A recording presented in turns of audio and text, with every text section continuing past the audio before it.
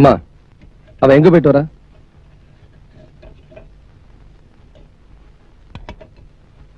அப்பா, எங்க போயிட்டு வர? கேட்டுக்கிட்டே இருக்கேன்ல, யாருமே பதில் சொல்லாம இருந்தா என்ன அர்த்தம்? நான் சொல்றேன், வேலைக்கு போயிட்டு வரேன். வேலைக்கு போயிட்டு வரையா? யார கேட்டு போன? யார கேட்கணும்? உன் புருஷனை. அந்த மரியாதையை காப்பாத்ததான் இந்த வீட்டுல மருமகளா இருக்கேன். மருமகளா இருக்கிறவ நான் சம்பாதிச்சு போடுறத சாப்பிட்டுட்டு வீட்டோட இருக்கணும். என் குடும்பத்துக்கு நீ சம்பாதிச்சு போட வேண்டிய அவசியம் இல்ல. வேற யாருக்காகவும் சம்பாதிக்க வேண்டிய அவசியம் எனக்கும் இல்ல. பின்ன ஏண்டி வேலைக்கு போற? உங்க சம்பாத்தியத்துல உங்களால சோறு தான் போட முடியும், அதுவும் அரை வயிற்றுக்கு. உங்களால வேற என்ன செய்ய முடியும்? வேற என்னடி பண்ணணும்? நான் தினமும் ஃபாரின் பவுடர் தான் பூசுவேன். அதோட விலை என்ன தெரியுமா? 100 ரூபாய். நான் எப்பவுமே ஃபாரின் சென்ட் தான் யூஸ் பண்ணுவேன். அதோட விலை என்னன்னு தெரியுமா? 200 ரூபாய். எனக்கு எப்பவுமே ஏசில இருந்து தான் பழக்கம். அதோட விலை 25,000 ரூபாய். நான் நேரத்துக்கு ஒரு டிரெஸ் போடுவேன், வேலைக்கு ஒரு கார்ல போவேன். அதெல்லாம் உங்களால வாங்கி கொடுக்க முடியுமா? இதெல்லாம் வேணும்னு உங்ககிட்ட கேட்டேனா? இல்லையே. என் தேவைகளை பூர்த்தி பண்ணிக்கதான் நான் வேலைக்கு போறேன். அப்ப உனக்கு வசதியான வாழ்க்கை வேணும் இல்ல? ஷூர். நான் ஒண்ணும் பிச்சைக்கார வீட்டுல பிறக்கல. ஆனா ஒரு பிச்சைக்காரனா தான் கல்யாணம் பண்ணிருக்க. அவன் சம்பாதிக்கிற பணத்துல குடும்பம் நடத்துறவதான் பொண்டாட்டி. அதை ஏமாத்தி கல்யாணம் பண்ணிட்ட நீங்க சொல்லக்கூடாது. ஒரு பொம்பளை சம்பாத்தியத்துல சாப்பிடுறாங்கன்னு 4 பேர் எங்களை பார்த்து கேவலமா பேசணும். அதுக்காக தான் நீ வேலைக்கு போற. முடிவா சொல்றேன், பொம்பளையா லட்சணமா வீட்டோட இரு. உங்க வசதிக்காக, உங்க படிப்புக்காக உங்க தங்கச்சி பூ விற்க போலாம், உங்க அம்மா வீட்டு வேலைக்கு போலாம், அது தப்பு இல்ல. என் வசதிக்காக நான் வேலைக்கு போனா அது தப்பா? அப்படி வசதியா வாழ நினைக்கிறோம், உங்க வீட்டுக்கு போக வேண்டியதானே. இங்கே ஏண்டி இருக்க? லைசன்ஸ் இருக்கு.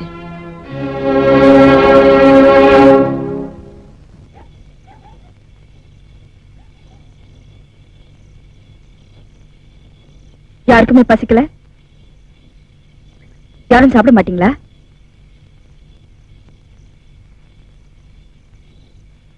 ஓகே.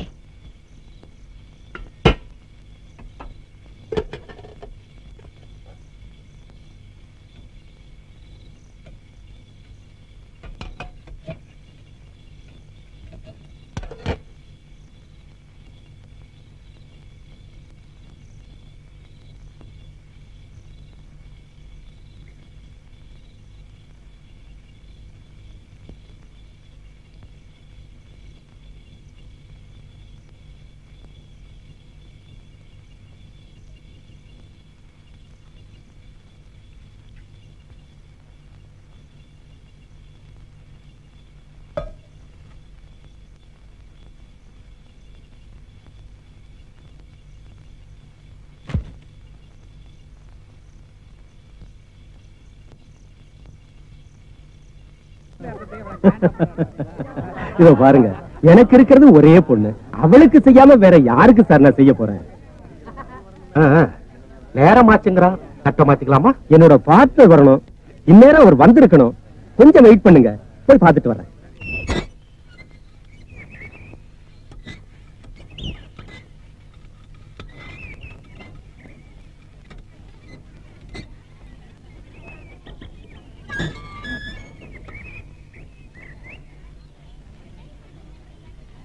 ஏன்பா 100 ரூபாய்க்கு சில்லறை இருக்கா? ரிக்ஷா கரண்ட் ஏது சார் 100 ரூபாய்க்கு சில்லறை?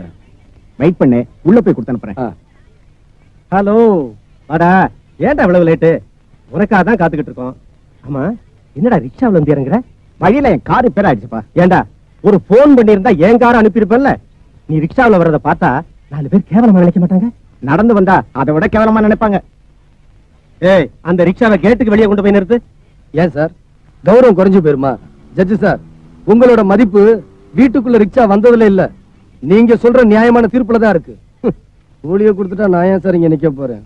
தப்பா பாத்தீங்க. ஏய், ரிக்ஷாவை கொஞ்சம் நிறுத்து.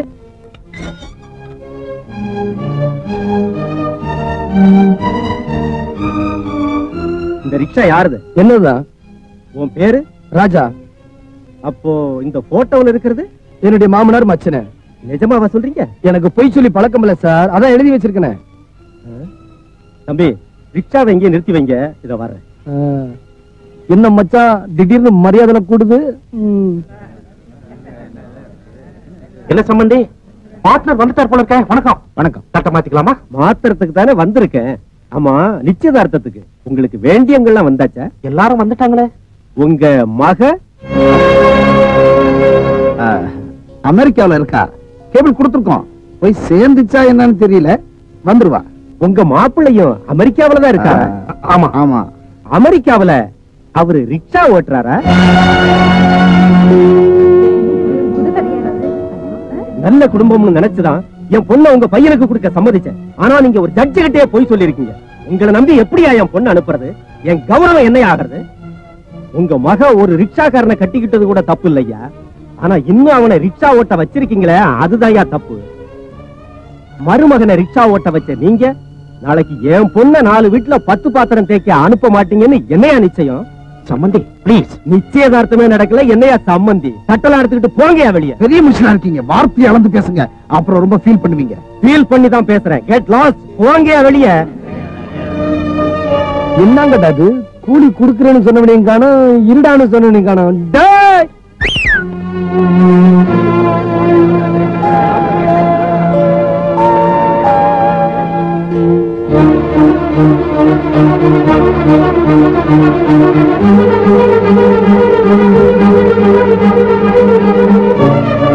என்ன மாப்பிள்ள இவ்வளவு தூரம்? மாமா கிட்டதா சொல்லுங்க.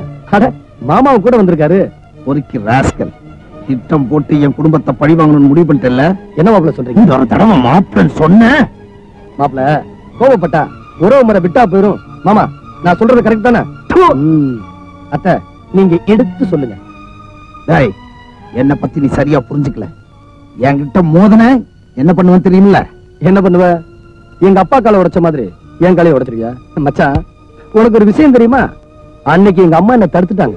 இல்லையா இந்நேரம் நீயும் உங்க அப்பனுக்கு கட்டக்கல்லாண்டா நடந்துகிட்டு இருக்கணும்.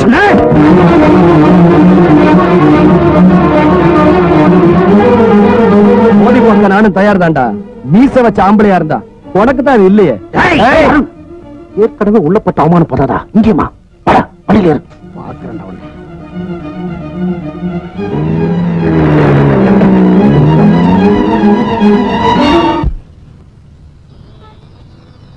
என்ன சந்தியா, அவசரமா போகணும்னு சொன்னியே? உன் நேரம் பஸ்ஸையே காணோம். பேசாம ரிக்ஷால போயிடலாமா?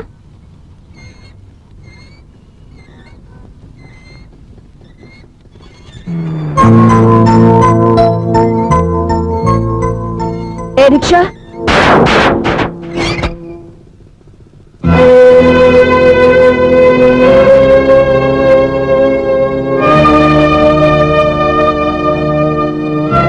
புதுப்பேட்டை போனோம். வரியா? அவசரமா போனோம். வேணா 2 ரூபாய் சேர்த்து கொடுக்குறேன். வரேன் வரலன்னு சொல்லியா? பேசாம இருந்தா என்ன அர்த்தம்? பொம்பளைங்களை ரிக்ஷால ஏத்துறதுல இவருக்கு லட்சியம் போல இருக்கு. பஸ் வந்துருச்சு, வா போலாம்.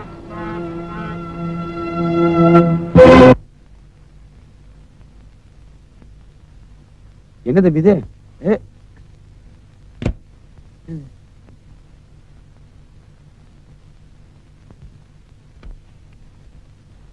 வணக்கம். என்ன வணக்கம் சொல்றேன், யாருமே பேச மாட்டேங்கிறீங்க? ஓ, உங்களுக்கு நான் யாருன்னு தெரியாதுல்ல? எனக்கு மெட்ராஸ்ல ஜவுளி கடை, ஹோட்டல், ஃபேக்டரின்னு சொத்து பத்தெல்லாம் நிறைய இருக்கு. என் பேர் சந்தோஷம். ஆனா வாழ்க்கையில தான் சந்தோஷமே இல்ல. ஐயாவுக்கு சேர் ஒண்ணு வந்து போடு. ஓ, சொத்தெல்லாம் இருக்குன்னு சொன்ன உடனே மரியாதை தானா வருது? அது இல்லைங்க, பேரு தான் சந்தோஷம், வாழ்க்கையில சந்தோஷமே இல்லையான்னு சொன்னீங்களா? அட நம்ம ஜாதி ஆச்சுன்னு சேர் கொண்டு வர சொன்னேன்.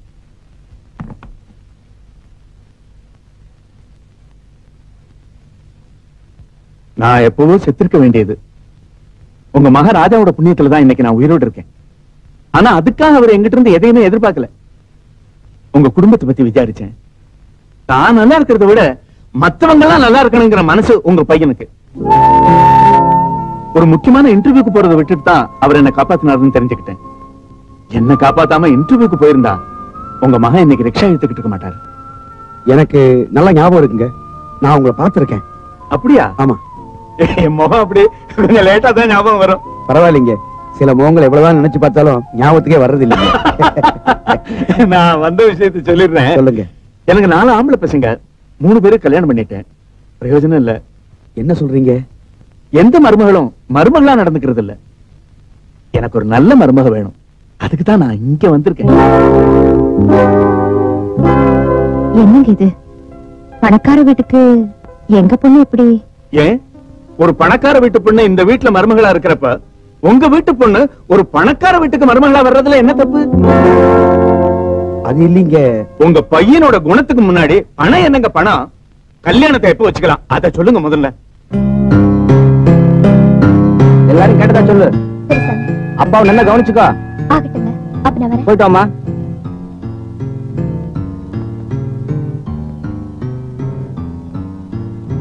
ஹலோ வாடி.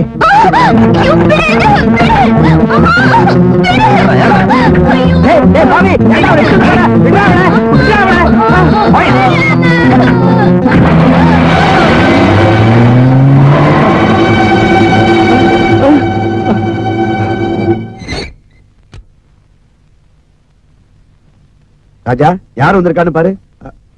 ஏண்டி கட்டின புருஷன் கூட பார்க்காம 4 பேத்துக்கு முன்னாடி ரிக்ஷா வரையா நான் கூப்பிடுறேன்.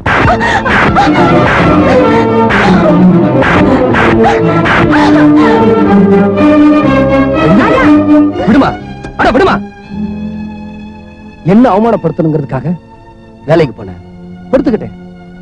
எனக்கு பொண்டாட்டியா நடந்துக்கலனாலும் இந்த வீட்டுக்கு மருமகளா இருக்கேன்னு சந்தோஷப்பட்டேன். ஆனா நீ மருமகளா நடந்துக்கலடி, மருமகளா நடிச்சிருக்க. போதும் நிறுத்துங்க. யாரை பார்த்து நடிச்சேன்னு சொல்றீங்க?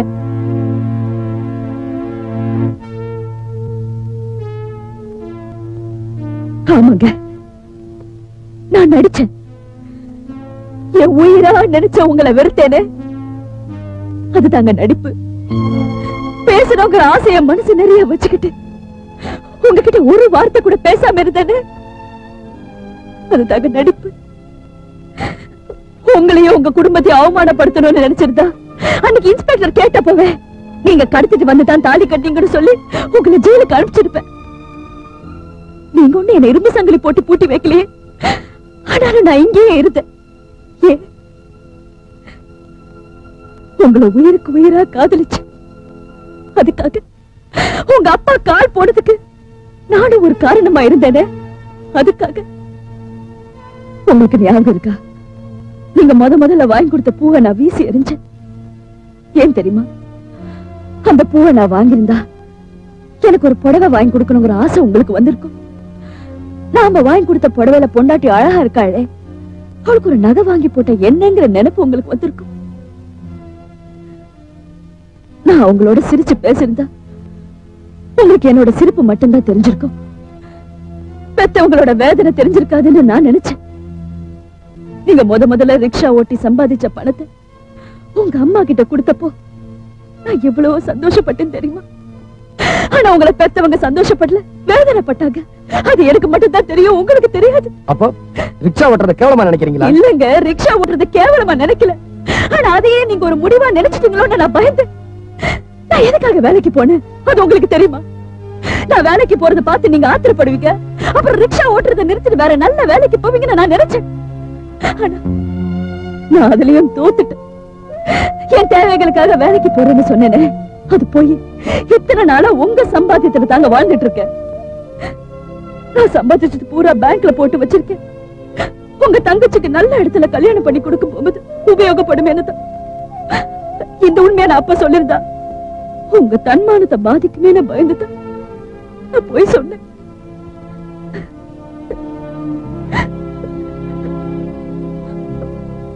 உங்களையும் உங்க குடும்பத்தை பத்தியே நினைச்சிட்டு இருக்க என்ன பார்த்து நடிக்கிறேன்னு சொல்லிட்டீங்களே.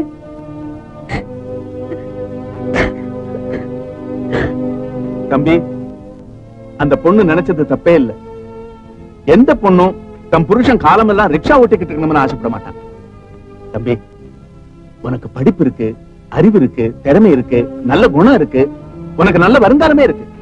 நீ நினைச்ச பெரிய ஆளா வரலாம் சார். அதத்தான் தம்பி அந்த பொண்ணு சொல்லுது. நீ அதை புரிஞ்சுக்காம ஏன் அனாவசியமா எக்ஸைட் ஆற? B com.